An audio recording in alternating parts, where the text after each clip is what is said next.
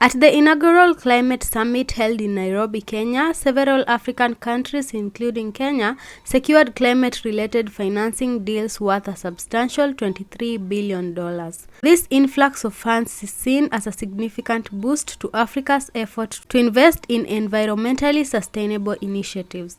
Kenyan President Dr. William Ruto expressed satisfaction with the outcome of the three-day African Climate Summit, describing it as a successful event that will propel the continent's climate action plans forward.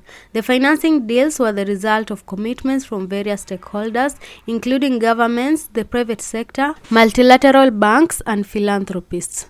These financial agreements are expected to accelerate Africa's green agenda, which is crucial for the continent's sustainable development. Africa is facing a funding gap of between $160 billion and $340 billion by 2030 to adapt to climate change, while current annual flows amount to just $16 billion.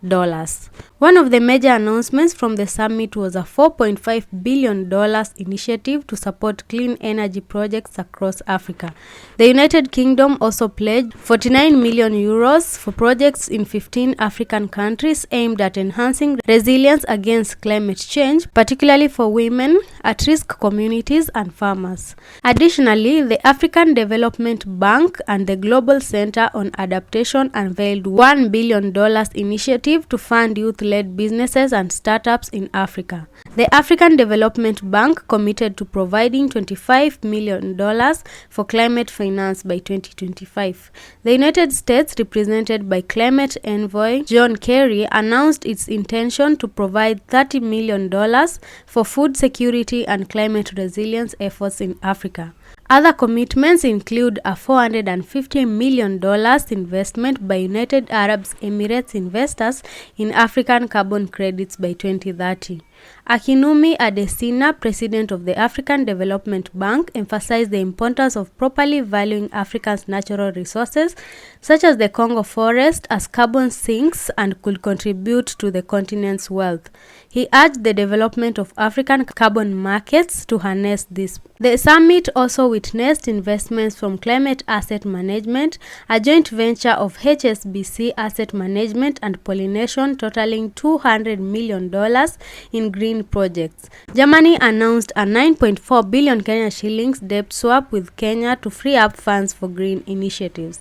The Bezos Earth Fund committed $22.8 million to support the restoration of critical landscapes in Kenya and neighboring countries, aiming to create carbon sinks. Camco, a climate and impact fund manager with a presence in Kenya, pledged $25 million in equity and debt funding for Spark Energy Services, an innovative financing platform focused on expanding solar initiatives in sub-Saharan Africa. Africa intends to complement these financial commitments with resources from the Loss and Damage Initiative agreed upon at COP27.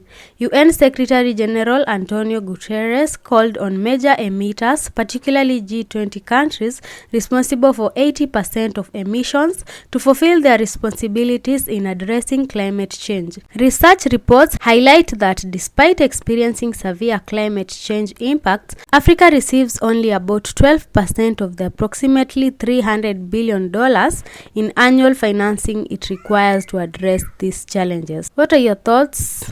Let's have a conversation. Thank you for watching. Like and subscribe. See you in the next one.